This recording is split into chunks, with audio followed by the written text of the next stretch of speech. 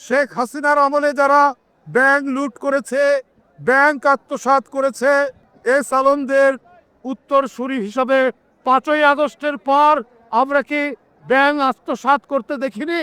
আমরা তো দেখেছি ইসলামী ব্যাংক কিভাবে গ্রাস করে নিল একটি রাজনৈতিক দলের অনুসারীরা।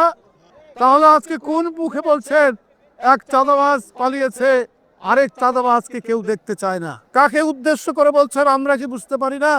আমরা তো প্রথমেই দেখলাম 5ই আগস্টের পরের দিনই কি করে ইসলামী ব্যাংকগুলো আপনারা দখল করেছেন। এটা কি জনগণ দেখেনি? এটা তো জনগণ দেখেছে।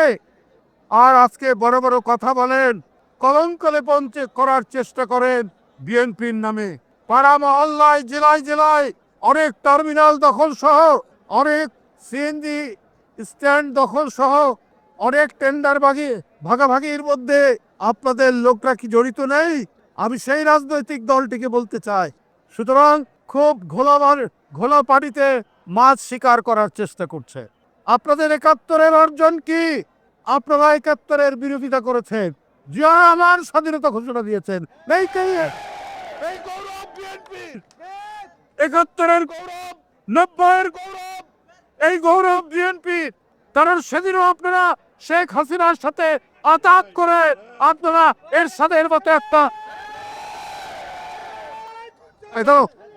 আরেক সংবাদ সম্মেলন হচ্ছে, এখানে সোরাব দিয়ে এখানে আপনারা সেদিন জাননি এর সাথে কুলাঙ্গারের নির্বাচনে, 86 সালের নির্বাচনে, এটাও তো জনগণ দেখেছে। কিন্তু বিএনপি সেই নির্বাচনে যায়নি। তার নেত্রী বলেছিলেন, দেশের নেত্রী বেগম খালেদা জিয়া, দেশ স্বাদের অধীনে কোনো নির্বাচন করব না, স্বৈরাচারের অধীনে কোনো নির্বাচন করব না। আপনারা মঈনুদ্দিন ফখরুদ্দিনে ওরা গণতন্ত্রকে ধ্বংস করার জন্য এবং একটি ভয়ঙ্কর হাসিনার স্বৈরাচার কায়েমের জন্য এসেছিল। তখনও সেদিন আপনারা বদ্ধ করেছিলেন তার নির্বাচনে যেতে। এটাও তো জনগণ জানে এবং জনগণ দেখে।